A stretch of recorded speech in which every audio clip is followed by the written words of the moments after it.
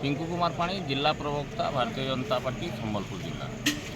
आज आमर प्रिय नेता आमर एठिकार विधायक आमर मंत्री श्रीयुक्त रवि नारायण नायकर 55तम जन्मदिवस उपलक्षे कुचिंडारे जेन 55 पंचायत अच्छे प्रत्येक पंचायत रे आज वृक्षारोपण कार्यक्रम अच्छे।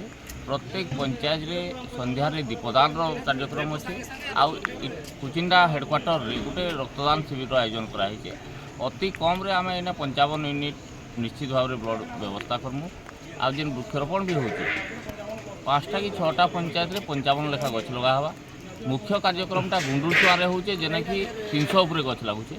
आ प्रत्येक पंचायत गछ लगवा प्रत्येक पंचायत दीपदान हवा। आम देखु कि विभिन्न युवक मैंने स्व इच्छा आसिक रक्तदान करुछन कान कहबे।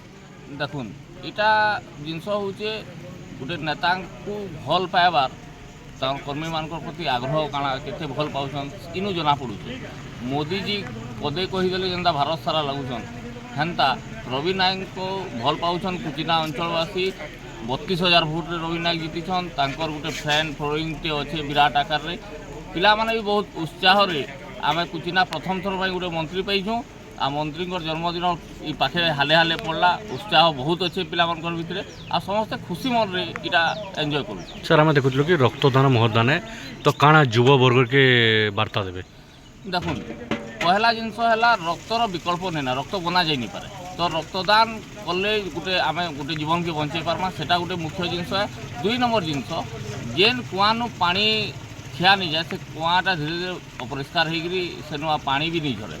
तो रक्तदान जे देसी तार शरीर लगी भी भल है। आउ गोटे शरीर के आउ गोटे रोगी के से जीवनदान दे पार्सी। आ रक्तटा जेहेतु तैयारी करा नहीं जाए पारे रक्तदान गोटे महत्दान है।